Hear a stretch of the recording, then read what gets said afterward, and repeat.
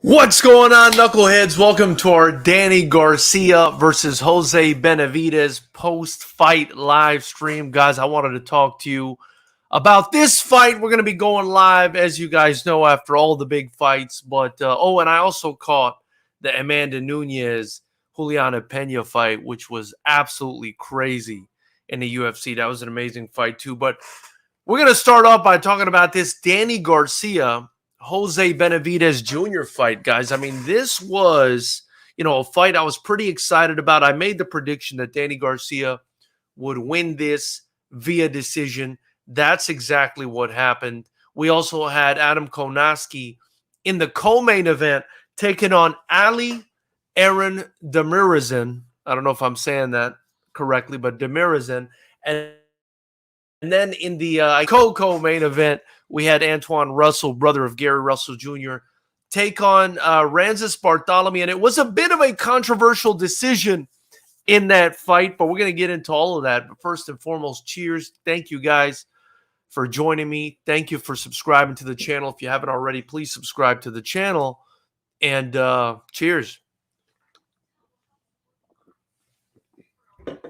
So first and foremost, guys, let's talk about that Antoine Russell versus Bartholomew fight. It ended in a ridiculously controversial stoppage by the referee. We'll just call it that. It was a good fight up until then. A lot of back and forth action in that fight up until then.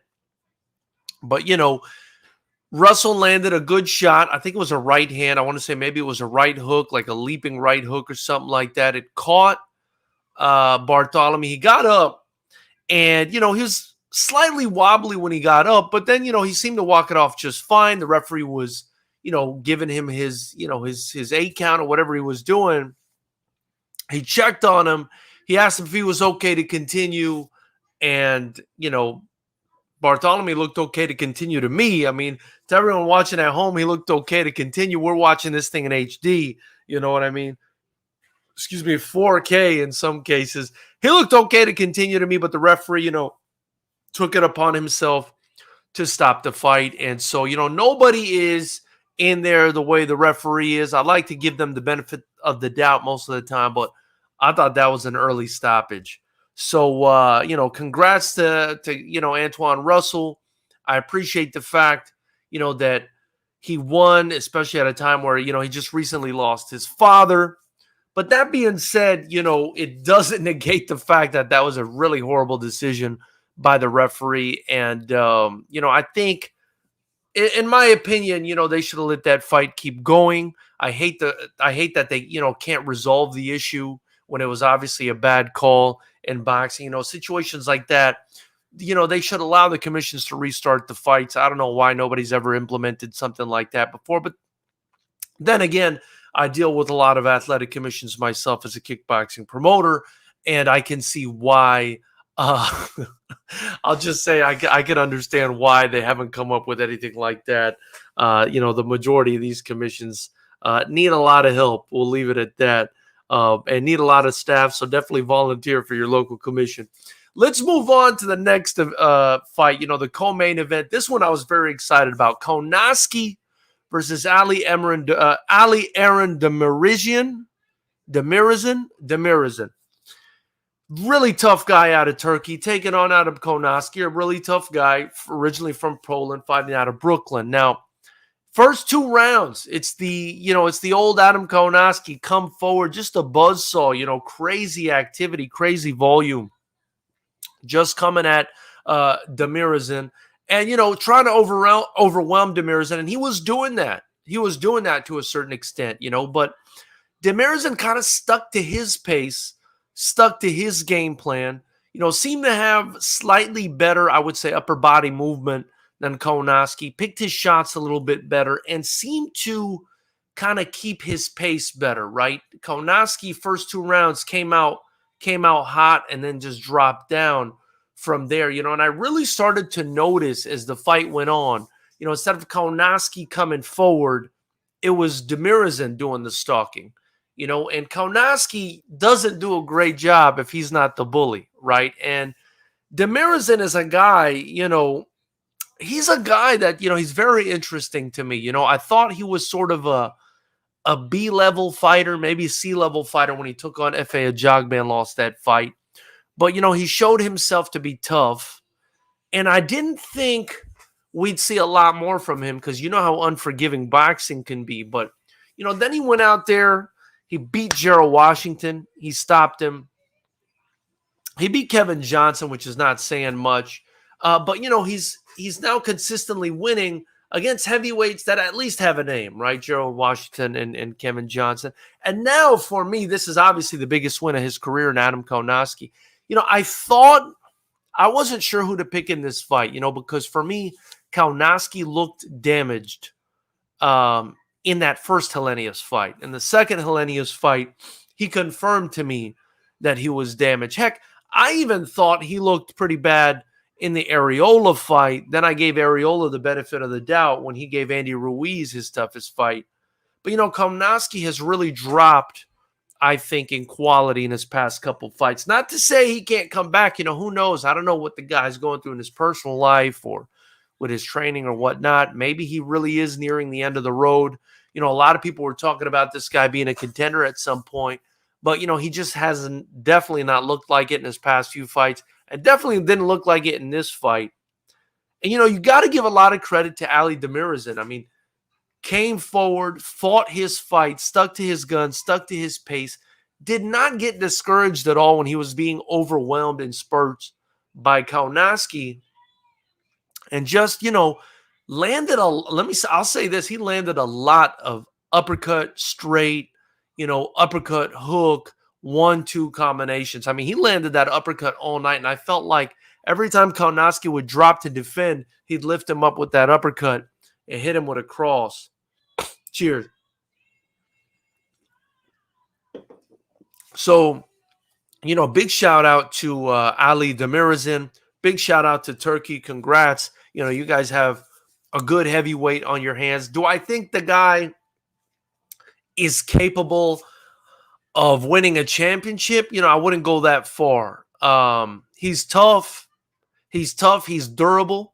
I didn't really see him hurt.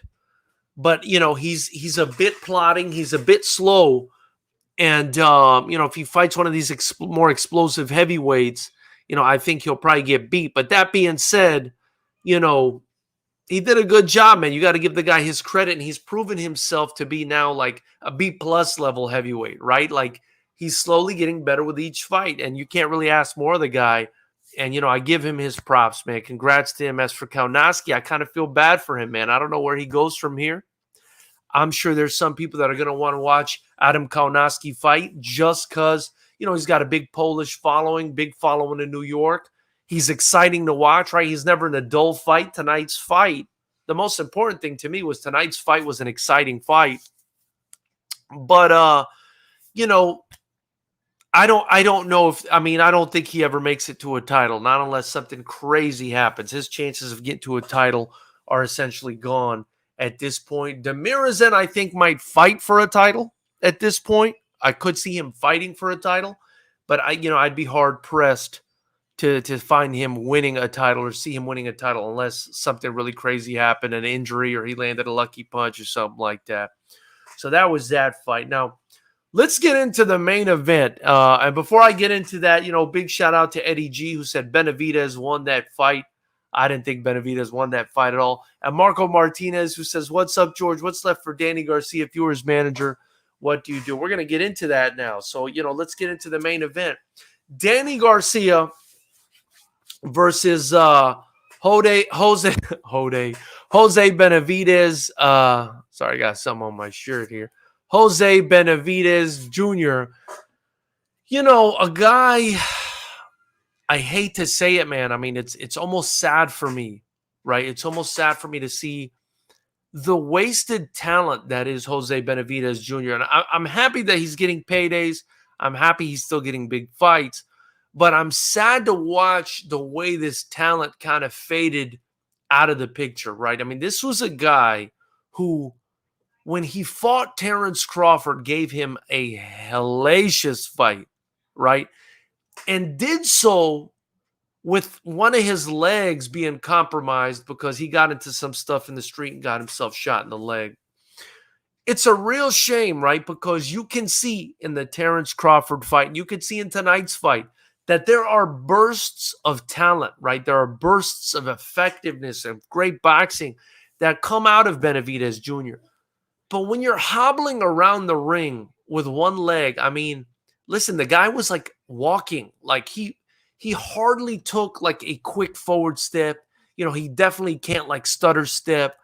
Like, his just to me, it just looks like he's a guy with really compromised mobility. And I was excited to hear when they were interviewing him backstage that he had gotten a physical rehab or someone to rehab his leg. He said it was 110%. He was ready to go. And I was excited to hear that because I do believe that a Jose Benavidez Jr. dedicated 100% physically, healthy would give anyone problems, man. I mean, again, this guy gave Terrence Crawford fits up until that finish, and I think a lot of that finish might have had to do with his leg being compromised. And we saw that tonight, man. I mean, Danny Garcia. Listen, and then there was the judges' scorecard that had this a tie. I mean, what? I mean, what was this lady that scored this fight a tie watching? Oh my goodness. Like, I've really never seen. I mean, I want to say I've never seen, it's unfortunate and sad. I have seen, but I mean, this is up there with the worst scorecards of all. This is a CJ Ross level scorecard. I mean, for me, Danny Garcia dominated that fight. It was essentially a shutout, in my opinion. I mean, I would be hard pressed to give Benavidez more than 1 or 2 rounds in that fight who, somehow thought he did enough to win the fight after the event. That's what he said in the post fight. I don't know what fight he was a part of.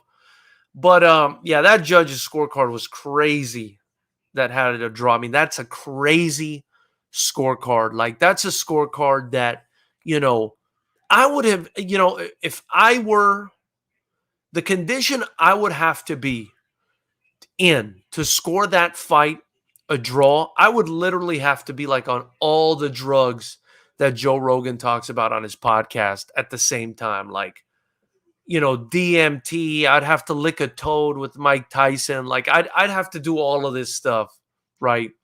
I'd have to I'd have to be so gone to watch a fight like that and score a draw. I mean, literally, I would have to be hallucinating or in another realm or talking to aliens or machine elves or whatever these people talk about. I don't know how this woman scored this fight a draw. I mean, really, I would just love to sit down and have a conversation with her and just see what's happening in her brain, because that was crazy. Danny Garcia absolutely worked Jose Benavidez Jr. tonight. And again, part of me is sad about it, right? Because this is a guy who had a lot of talent. This is a guy who threw his talent away in the streets, unfortunately, or got his talent thrown away in the streets, whatever the circumstances were. And, you can tell, I mean, look, he's throwing arm punches. He's whipping the punches, from the bottom. And he's throwing his punches like a guy who can't move. And they're effective when they're landing. I mean, he looked like he hurt Danny Garcia a couple times in there, if I'm being honest with you guys. I can just imagine what this guy would have been had he been, dedicated and not hurt himself. Maybe he would have been even better than David Benavidez. You know what I mean? I mean, Benavidez Jr., Jose, was touted as being the more talented one at times when they were coming up. So sad to see, man, but Danny Garcia looked really good in this fight. That being said, he was fighting, again, a guy with no mobility, tough guy, but a guy with no mobility, and worked him over and did what was expected of him. I called this a decision. I thought it would happen. I was hoping it would be different. It wasn't. And, it is what it is. Now they're talking about, what's Danny Garcia going to do next? Well, Danny Garcia next should fight Tony Harrison, if he really wanted to challenge himself. But, he's been in the game too long, guys. We talked about it in the prediction. He's been in this game since 2007. I mean, this guy's been fighting for 15 years. He's gonna go out on his terms. So he says he wants a Keith Thurman rematch. If not, he says he wants to fight Lara. These are both guys that are going to be a lot easier for him, I think, than a guy like Tony Superbad Harrison, a legitimate 145 or 154 pounder, rather tall, lanky. And Lara's a good fight too. But Thurman, Thurman is also on the tail end, and I'm not sure how dedicated he is anymore. You know what I mean? But before we continue talking about this, if you have any questions for me, drop it in the chat. Any comments, drop it in the chat. Also, cheers, baby. Appreciate you guys joining me. We're going to be doing this after every big fight. We're constantly giving you guys content. Also, don't forget to subscribe. Help me grow the channel by joining the channel or getting some merchandise. And more importantly, Fighters Rep 15, baby. It's going down September 3rd right here in Los Angeles at the Commerce Casino. You're not going to want to miss this fight, right? You're not going to want to miss this. So definitely get your tickets at FightersRep.com or access to the live stream at FightersRep.com. It's just $9.99 a month, rather. And you help me build this channel and build a venue for these fighters. Let's see what people are saying in here real quick. Do judges ever have to justify their scorecards to the commission? Margot, the answer to that, as far as I know, is no, right? I think the only time they ever have to justify anything is if the commission actually takes the time to look into it.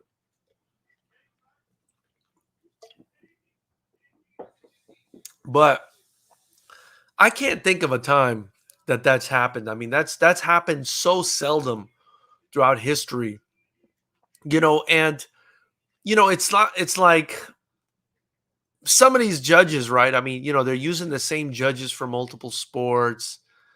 Some of them are just don't do a great job. Some of them do, but some of them don't do a great job. A lot of the judges, I've spoken to some judges, and I don't think they understand the scoring criteria for boxing, right? Or for combat sports in general. My understanding of the proper scoring criteria is, the first and most important thing you look at is effectiveness of the punches.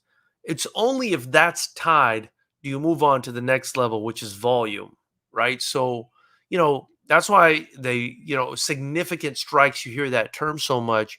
It's important. It's important. The significance of the strike is the most important thing. That's what they should be looking at. And, while Benavidez did land some significant shots, I mean, my goodness, he was getting touched all over that ring all night long by Danny Garcia. And I don't see it. And, things like ring generalship and aggression and stuff like that, that's actually like tertiary, right? You look at that third, you look at that after there's a tie with significant strikes and you think there's a tie as far as volume goes. Then you look at those other things. Who was the aggressor? Who was the ring general? Stuff like that. But a lot of these judges, they just kind of scored however they feel like scoring it. And that's the problem. That's the problem. I think, there needs to be a real understanding of, scoring, understanding the sport, on the part of these judges. But like I said, I deal with some of these commissions, and, to say I'm not impressed is a, gosh, it's an understatement, really. I mean, it's sad, the condition of these guys, especially in California. I'll just say it straight up. I mean, the judges and the officials are pretty good, but the commission as a whole dealing with it is tough, very tough. Manolito Suase says, not too bad because draw, but if Danny lose, then it's so bad. Better next. Listen, bro, it's worse if he loses.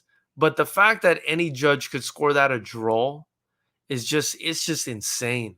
It's just absolutely insane. It's crazy. It's literally crazy. Like that person needs to be checked out. That person needs to be taught how to score a fight.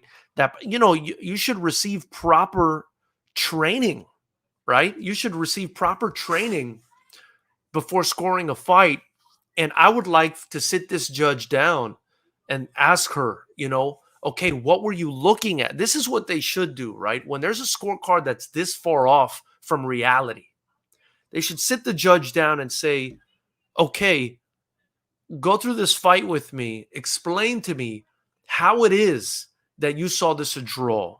How did you score each round? It's not a big deal, and they should, there's a ton of apps now, right? There's a ton of apps you could download on your phone to score a fight. And they should make a judge who messes up this bad, in my opinion, she messed up really bad.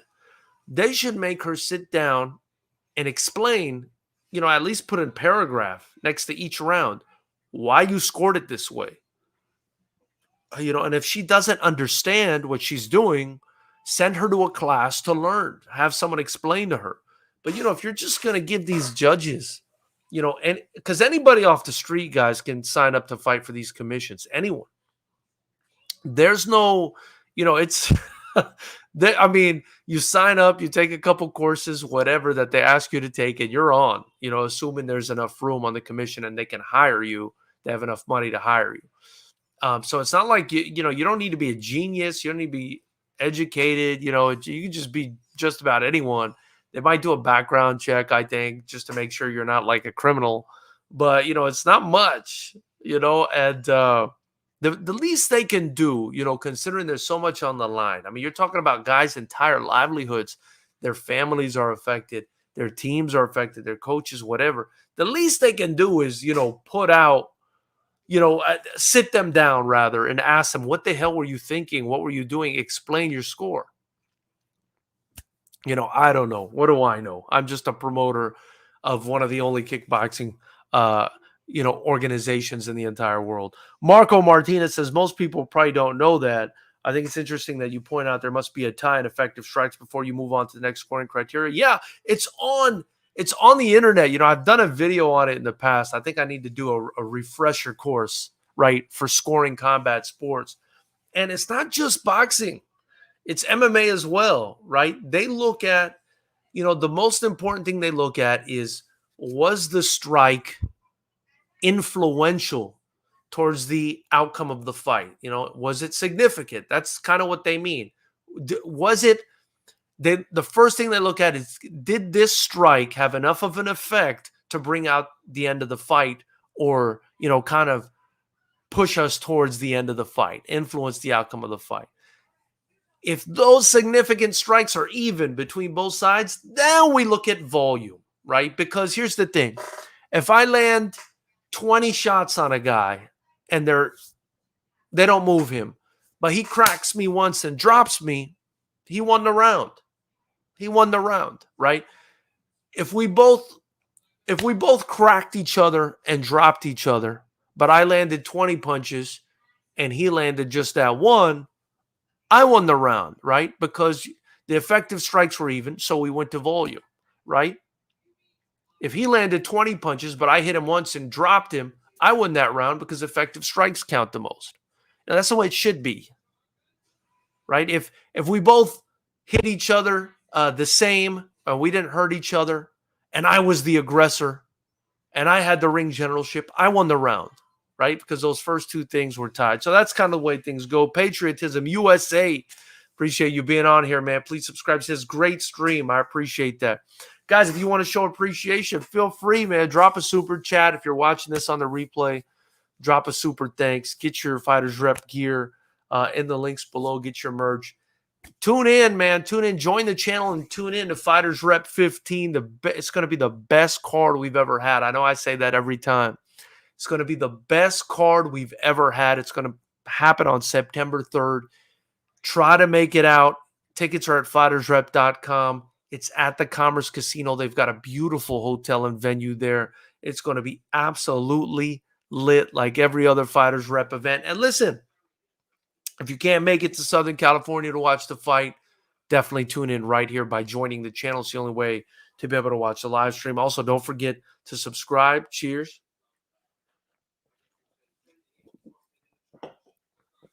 Don't forget to subscribe. So that's pretty much my thoughts. I wanted to add that I felt like as a kickboxing promoter, right? I felt like the way Jose Benavidez Jr. was fighting was like a Muay Thai fighter. I've seen so many Muay Thai fighters fight like that. He would just stand in front of Garcia, and throw one shot, and anything that came back at him, he just tried blocking it. He wasn't trying to move out the way, He was just trying to take it and give it. That was very Muay Thai for me. It also reminded me kind of, I don't know if you guys ever remember Francois Botha, the heavyweight. That's kind of how he fought. He would stand there, wait, look at your defense, and then pick his shot. It's kind of like watching, the Punch Out, the video game, but in real time. You wait there, you wait for the guy to make his move, bam, you hit him. You move it, bam, you hit him. That's kind of how Benavidez Jr. was fighting, man. And again, it's sad, man. I don't make light. Listen, I don't make light of it, man. I mean, I don't make light of it. A lot of people going through a lot of stuff. That's something Danny Garcia touched on after the fight. A lot of people going through it, man. Going through it, especially since this pandemic. Life's tough. Jose Benavidez said life's tough, man. I'm just happy the guy got a payday. I'm happy he went out there and got to fight. I'm happy he thinks, I don't know if he really thinks it, but I'm happy if he thinks he was close in that fight. I didn't really think it was close at all. I thought he got, borderline shut out. But I'm glad, the guy gets a payday, gets to continue doing what he loves. You could tell he's appreciative of it. It's just sad for me, man. It's sad for me seeing these guys go by the wayside. We've got so many talented young fighters that fight for us, right? And, I know some of them could have gone by the wayside. Some of them could have gone and wasted their life in the street. It's not a cool thing. It's not a cool thing, man. That's the great thing about martial arts. It retained a lot of the morals and the honor and the respect that society has lost, right? That society has lost. The big news right now, straight to my point, the big news right now in boxing is Jake Paul. That's the big news in boxing. That guy's the most disrespectful person on the planet, right? I mean, that guy can't open his mouth without insulting and disrespecting someone. And the funny thing is, I had a real strong feeling. That as he thought about the Hasim Rahman fight, it wouldn't happen. And it looks like it's not going to happen. Now, they're saying it has something to do with Rahman's weight. We'll get into that some more, when we find out about it. And we'll do a video on it this week sometime. But I felt this fight, something might happen. He might pull out, because he was fighting finally a guy who's, a legitimate boxer. And it's disgusting. It's gross. It's gross to make fans think that this fight was going to happen. It's gross to make Hasim Rahman Jr. think he was going to get a payday like this. It's just gross. It's just, what does this do for anyone? This like narcissistic behavior that the culture is so into right now. I don't understand it. It's the antithesis to everything that we've been taught throughout history. It's just the worst. You know what I mean? Go out there, insult your opponent, do nothing but talk trash, and then you pull out of the fight after spending. It's just.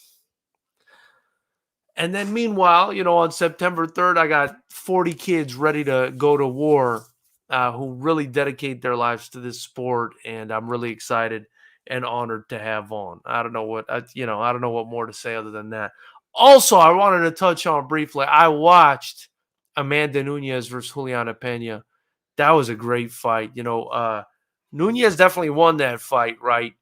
And you listen to the scorecards, and it was a pretty dominant win. The scores were 50-45, 50-44, 50-43. I believe that, that's what it was. But I felt like Pena had a chance of winning that fight over and over and over again in that fight, especially when they were on the ground, coming so close to getting the submission. But that being said, that's pretty much all I got for you guys, man. I look forward to hearing what you guys have to say about this fight. What do you think about Danny Garcia? What does he do next? If I'm his manager, I get him the biggest money fight available. The guy deserves it. Subscribe, leave a comment below, check in, Let me know what you think. And if you ever feel any kind of way you need somebody to talk to, man, I'm here. You know, exactly what Danny Garcia was talking about. You know I don't know all of you personally, but that doesn't mean anything to me, man. I'm here to talk to anybody that needs it. So shout out to everybody. Much love to everyone. Appreciate you joining me. We'll talk soon.